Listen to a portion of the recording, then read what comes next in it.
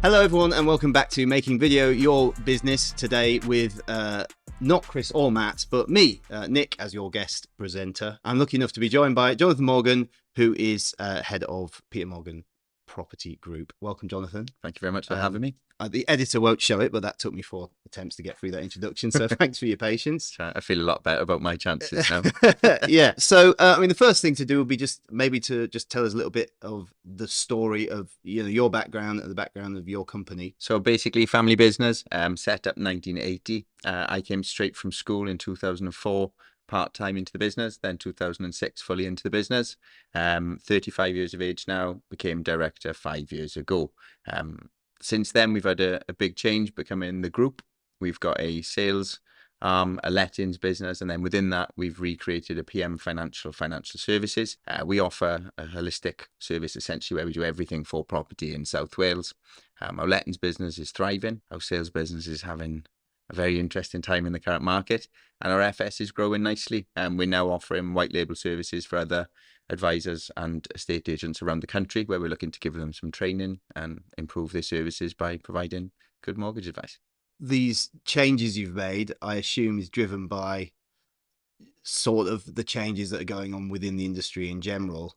And I think you said something earlier when we were just having a cup of tea about how your dad said he's glad he's retired now from the group because like it's just got so much more complicated. Is that right? The route to market is easier than ever. There's more choices, more agents. Everybody says they do the same thing, which has always been the case, but the amount of skills and services you have to provide now to a client in order to be competitive is extreme. The listings and basic things like a brochure and going onto portals, that's one. But every property that we do does 3D floor plans, mapping, video tours, photographs, and social media posts. It's a phenomenal amount of work up front now to bring a property to the market, the way that we in the group want to be associated with bringing properties to the market. So that's something that we're really focusing on. It's completely changed post-COVID. The market now is more difficult than ever. We're seeing that changing every week. Stock is growing, buyers are dropping, but you still have to produce a phenomenal amount of work to get that brochure and that property ready for market. So yeah, it's definitely a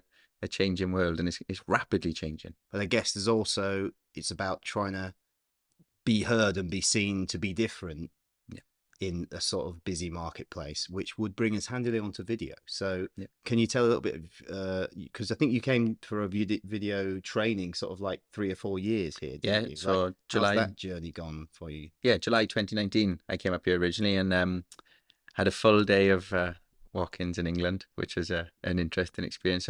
Matt was great in the middle, so he kept me on the straight and narrow. So it was a great experience. I'd never done any form of video whatsoever before. Kind of walking into the lion's den, decided that was the route that I wanted to push our family business into, in the sense that it would separate us from the competition. 4 years on, it still takes an immense amount of balls, excuse my language, in order to get up on camera, and record a video about anything. Telling me. Yeah. But let alone doing it about somebody else's home. There's an immense amount of responsibility there in order to service the client and provide a very good service. Frustratingly, the most viewed videos that we produce are our bloopers reel. Everybody loves them because it's personable and it does soften the approach. But ultimately, it's a big selling point. And you've got to have balls to start and get up on camera and do it. And that's something that we really push. We're getting a lot of our other valuer teams now to bring that on and do more content and more video all the time. And it's pushing us apart. There's nobody that comes anywhere near us, in my opinion, in South Wales. We're seeing a lot of clients a lot of competitors, hiring full media teams for full media days to do these big, huge videos. And for me, that's not what it's about. It's about bringing a property to the market smoothly, quickly, highlighting the benefits on video. It doesn't have to be extortionately difficult. It's just about doing a really good job and bringing it to market. It's had a huge impact for us. We get such good traction and we get people recognizing myself or the valuers. They're familiar with the way that you talk, the way that you act, because video is unnerving and you do see everybody's traits and features on video. So we find that people come in and they say to me, I've seen your videos. We want one on our house. So it has worked, but it's been a 4-year project. Fantastic. And do you obviously do, these videos yourself, but your team sort of embraced it as readily as you have? Like, to start with, it was a little bit of the unknown. but now across the board, everybody's embraced it and doing well, and listing numbers are showing that we achieve very good prices for properties, and our market share is we're leaders in the town that we operate, or very close to all the time. And I do attribute that to being different and using video. It's interesting you talk about those blooper reels as well, because I was thinking there's a subtle humble brag almost in a bloopers reel, isn't there? Because what you're sort of saying is this is all the stuff we leave out. Like, we don't just turn up and do it in one take and we're off. Like, we actually, not everyone can do this, and we take time over it. So yeah, it does. It humanizes you as well. Yeah. People do empathize with it, and like we've seen, staff have refused to do video because they say, "Oh, my friends will laugh at me," or people will say things. Well, in my opinion, there is that old saying: "There's no such thing as bad press," and social media is like that. You can post something. I've done it. I've spent hours and hours on video and trying to get it absolutely perfect, and it's just tanked. Nobody's looked at it. It's been terrible. It's just how it goes. And then you put something up that you don't think about, and all of a sudden it's had 10,000, 15,000 views. TikTok is prime example of that. Like, people watch people eat food. They get millions of views and earning millions of pounds watching somebody else eat. It's such a weird thing. There's no reason or rhyme with video. It's just what takes off. So it's quite fun. And, like I said, the bloopers are a gift that keeps on giving. Fantastic. Have you found, like, from looking back on that training day you did all those years ago, are there other things, I mean, to put you on the spot, that you've learned since then, where you might have thought going out day one doing video, oh, it's going to look like this, and then in the meantime you thought, hang on, this sort of stuff? I mean, like, a good example would be thinking that it has to be super slick, super produced. We've seen a big shift in trends, of viewing trends recently, that presenter-led videos aren't doing as well as they were about 6 months ago.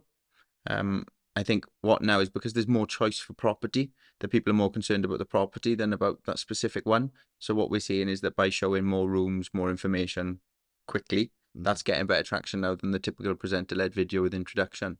So before, if there was only one house available and somebody was having to fight over it, they want to know everything about it before going to view it. So presenter-led was really important. More people are doing it now as well, so it's not as different. So we're definitely refocusing on the properties at the minute. Do you do, out of interest, and the answer might be no, in which case this will be a very short section, but do you, beyond the property tours, do you do sort of, other kind of content where you just talk about kind of things that are interesting locally, or just... I would love to sit here and say, yeah, I do a monthly market report. I do hints and tips. I'll post questions and stories in order to gain data so that I can do those videos. But it's time management for me. We're a busy agency anyway. I'm still directly involved in doing listings, doing viewings. So I'm my own worst enemy in that sense. I would love to be able to put more time to do more video and produce more content. But it at the minute, property leads, because it's getting the property on is more important than getting the listing at the minute. This probably goes against all the guidelines of working on your business, not working in it. But practically speaking, you've got to lead from the front and get those properties on. So it's predominantly property video at the minute. Do you, by the way, is there any hope for you, like, in terms of being able to step back a bit more and not be at the coalface so much? Like, is that on your agenda at the moment, or are you just thinking... I'd be lying if I said yes, because I absolutely love my job. First and foremost, yes, I run an estate agency, but my job is still selling property. I still get up every morning and look excited going into work, see what's in my diary. I get so annoyed if I drive past a property that comes on the market and I haven't been there. I'm straight on the phone to the office saying, guys, why wasn't I called out to that one? What's happened? Or even more so internally now, we've got multiple people bringing properties on, and there's that little sense of competition now that it's great that my team is listing well and doing well, but deep down, I want to still do well and I want to do everything. So it's that hard balance. But the guys, for us, they're doing a really good job, and they're accelerating and they're growing into the market with more video and getting better all the time. Fees are increasing. Asking prices are, they're on point. We achieve around 100% even in a slipping market. For me, I still get up in the morning and people ask me what I do, and I don't run a business. I'm in property. I like selling houses. I mean, yeah, I kind of identify with that as well, because, yeah, like, sensibly, the day when I come in and I don't have to, like, sit at my computer and edit videos, I don't have to pick up a camera and go out shooting, it'll be a very sad, sad day. It'll be a smart day. I'll tell you what, can I nick something up? Obviously, you were talking to Chris before you turned over before, so I don't know if it came what you were talking about, like the uniforms and how much kind of thoughts going into first impressions, I suppose. Yeah. So I don't know if you wanted to, if we meant, speak about kind of the importance of that in any business, but yours particularly, like having a look that people can expect. And obviously, like, I suppose in a sense, like, video kind of offers that up as well, because you're sort of putting that image out there for people to see before they even walk in the door. Yeah, it's a very tight line that we walk in property. When I was growing into property and the business, it was wearing suits, and then I graduated to three-piece suits, and then I wanted to have flash ties, nice car, that type of mentality. And then COVID ripped the bottom out of that. All of a sudden, people didn't want flash sales people who were going to be the typical estate agent with a stripy suit and a shiny tie. They wanted somebody that was going to be there to hold their hand, going to give them the right information, guide them through an unprecedented, scary time. And you can't do that when you look like you're trying to sell them something. So we made the decision that whenever I shot a property video, it was in a t-shirt or a polo shirt with our branding on. We dropped the suits and adopted. Today I'm in a stretch shirt and chinos and trainers. The way that you look on first impressions, yeah, we always drive and strive to be smart and presentable, but I want to be more approachable and friendly and accepted. If you try and sell somebody something, it's a very hard task to sell them something. But if you're trying to help somebody buy something, it's a much easier sale. And video is that. People judge from the thumbnail or from the first 3 seconds of it. I remember Chris and Matt telling me people don't actually watch video with sound on socials. So it's about how you look. Things like Selling Sunset and TikTok £1 million homes and things have given the industry a hammering as to what an expectation is. I can't wear Gucci loafers and chinos climbing through hedgerows and brambles, in some of our postcodes. It just doesn't work. Wouldn't wear Gucci loafers anyway. Right out the picture. Yeah. Well, I don't know. I am partial to a Speedo, but it's just a case of being more approachable and I think moving with the times as well. They always used to say, didn't they, you could go to any seminars and you'd be able to identify the MDs in property because they'd have grey 3-piece suits on, bright ties, and then you could tell lettings because they'd usually have a jumper on and jeans. It was always that rivalry between the two. And I think that's all gone now. Don't get me wrong, there's still a place where you wear a suit and agents still wear suits, and I'm sure they do really, really well. But for us as a social media driven agency in those traditional routes, everybody is starting to be more approachable is the word I would like to use. That's definitely the right word, isn't it? And it's all about, that people want to feel like they know you and they're comfortable having a conversation. I think maybe the old days of selling stuff, you had to try and kind of convince the person that you knew everything and they didn't know anything, and they were fine with that and they just give you money. Whereas now, like, most people think they know a fair amount about your industry, I would say, because they were on Rightmove and Zoopla. Like, when we were buying a house, like, we knew every single house that was for sale within a 50-mile radius. Well, and everything else. And and people, they want someone who's like, yeah, I know that, and let's chat about it. So there's two different things that are happening in property at the minute. That the dark art of being an agency has disappeared. Like, how do you value a house? It was always that question. And it was the case if you couldn't teach somebody it, you had to learn how to value. Well, that's not so much the case anymore, because like you said, you go to some properties and they know more than me.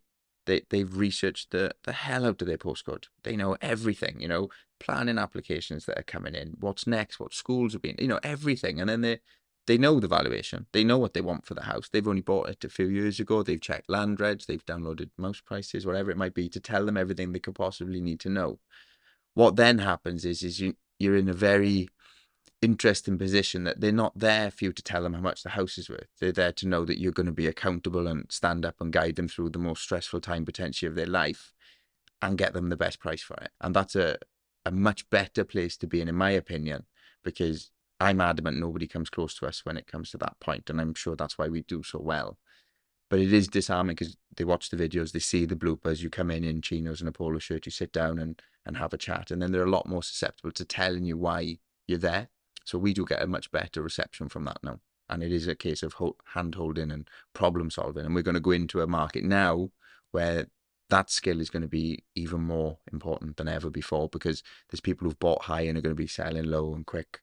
There's going to be agents coming into the market who've never had to tell a client that they've lost a sale, or that they've gone off for 10% or 15% lower than asking, or buyers pulled out. I got my staff, they're afraid to make some of those calls. But it's not our fault. But it's an art that's been lost in the last 3 years in COVID. So yeah, well, I mean, it seems, without blowing smoke, but you guys you got that kind of nice balance, because I mean, you're a young man yourself. Yeah, take that. Yeah. And your team, I gather, are kind of young, fresh, energetic. So you got that vibe going on, but also there's a continuity, and like you speak like someone who's, you know, seen a Yeah, few things like through the years and isn't afraid of what might come tomorrow being slightly different from, you know, 100%. like Yeah. what's happened the last 6 months doesn't dictate what's going to happen for forever, and you're not, Mm. you know, you're smart enough to know that. Yeah, my um my first memories of being in property was post 2006. You'd go out for days, do hundreds of viewings, and come back with one offer. It was literally into the doldrums and nothing was happening. hmm. I don't think we'll ever go back to a crash like that, but we're definitely in a very precarious position at the minute. If interest rates go up again, there's going to be a lot of people not able to afford their house. So what do you do then? What agent do you go to? Then it's not a case of turning up and chucking a for sale board up and doing a little video. It's a case of knowing that what happens when down valuations come in, or what happens when there's problems with survey or searches, or we're dealing with solicitors and conveyancing now that they don't even know what some of the searches mean or what some of the problems are. They're asking us for what do I do with this, or have you come across this before? Can I indemnify against it? So I'm lucky that I've got a core of experienced agents who work for us and have done for years that I lean on. Experience from my dad from doing it forever, and then like I said, a new wave of staff coming through as well who are great at the socials and on the IT and the customer service point, but haven't got the depth of knowledge and the resilience from a bad market. So there's that old saying, isn't it, that good agents come in a bad market, and that's something that I think is incredibly true. And as bad as it may sound, I'm really looking forward to what the next 6 months holds, because I'm really sure we can flourish when others won't. Well, that's, yeah, there's a lot of talk about that, isn't it? I mean, it clears out the clown card, doesn't it, to a degree. Yeah. And also, but I suppose a warning for, you know, people out there that, you know, don't make that decision too quickly maybe, and like look for someone who knows, Yeah. you know, what they're talking about, if you like. But Yeah, I think the way that people present properties and market properties is very flash at the minute. It's it is a flashbang. Something goes off straight away. It's social media posts, it's video tours, it's drones. We do all those things, but there is a substance to what you should do underneath. You should have a track record, see what completion rates go through, what percentage they achieve, how many fall throughs they get, how quickly do they reduce properties. Like as I said earlier when we were having a chat, we don't run a long agency contract, and we're no sale, no fee. So if that doesn't give you a testament to the belief in the commitment from my staff and my team to the client, if they can leave after 14 days and not pay a penny, that's us standing by what we said we're going to do. And I think that's really important for clients. If they're going to be picking an agent, it's what are you signing up to, and what are they promising to deliver? Because in this market, you can't promise to deliver anything except your best attempt and the best customer service. yeah, and people are getting a bit cynical. I know I am, with like the feeling, I suppose it's with like a lot of kind of, you know, businesses like, you know, online, from your sort of your Virgins to your you know, Skies and telephone things, and like everyone seems to want to get you in that contract, don't they? And like you're actually going quite frustrated that sometimes you can't just buy something, like you have to commit to something massive. So And the best like, business models are subscription models. People love a subscription model. It's great for business owners and it's great for clients because you get something every month. Well, with property, if you sign up for a 16 or 20, 24-week contract, you don't get any more after day one than day one. That's it. Everything's done on day one. and people might think, again, cynically, that probably your, you know, house will be of massive interest to that estate agent for the first 2 weeks, and then after that a little bit less, until they more or less forget about you. Yeah, that's I think that's a really good way to go, at least. And again, like in these tough times, like someone who'll be forthright and honest as well is something that people should probably look. Someone who's going to say, actually, you might think your house is worth this, but I don't. I think it's worth less, and I'm sorry to have to say that, but that's the truth. Yeah. The last probably 2 months, that's becoming a regular occurrence now, which is, you're going out there, you're having a chat with people. A lot of clients are saying to us, we're looking to downsize, pressure on costs and bills. It's a scary place to be, and morally, I don't see how people can say, well, look, we'll whack it up 25 grand more than we think it's worth and tie you in for 6 months, knowing that they've got to sell and they're struggling to do it. It does really rub me up the wrong way. So much so, there's properties that we've refused to market of late that I've just said, look, I'm not going to put it on for that much. I don't think it's going to fetch it. It's not worth my time, and I'm going to disappoint you because I'm not going to be ringing you every week because I've got 50 other properties coming on that will come on for the right price and we will sell. So it is a hard decision to get to, but only the business owner can ever make that, which is a case of, do you list everything or do you list what you can sell? And you've got to be upfront and clear with that to the client. Otherwise, you're going to end up with unhappy clients or no listings. Yeah. and certainly no fees at the end of it, Yeah. because if you're not selling, Yeah. you don't get any. You get nothing. I just wanted to bring it back to video briefly, Yeah. because it's a complete segue, but I was thinking about the region where you're based, between Cardiff and Swansea, that That's kind right, of yeah. rural area. Mhm. I wanted to know if you've noticed a change, or if it's how it breaks down. But in that kind of area, you might be potentially talking to clients who might be a little bit older. You would have said, certainly pre-COVID, that doing video content, doing social media content and stuff like that would be far more relevant to maybe a younger audience, and possibly an urban-based, like a city kind of audience, whereas out in the country, not so much. Have you found that that's? I mean, do you find you getting that recognition that you get as much from, say, an older customer as a younger customer? As There's a saying, is there, in estate agency, that the brochure keeps the vendor.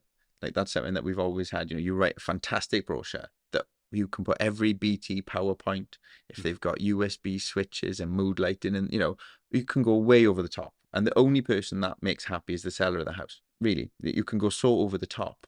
So what we tell people is that, yeah, you might not understand that we charge a premium service, that we do videos, or that we do drone, or that we do 3D, or that we do video-led tour, but your buyer will. And do you want to have an agent that makes you happy, or do you want to have an agent that sells the house? Here's our track record. This is what we do. This is why we get more than anybody else. And this is why our average sale time is X.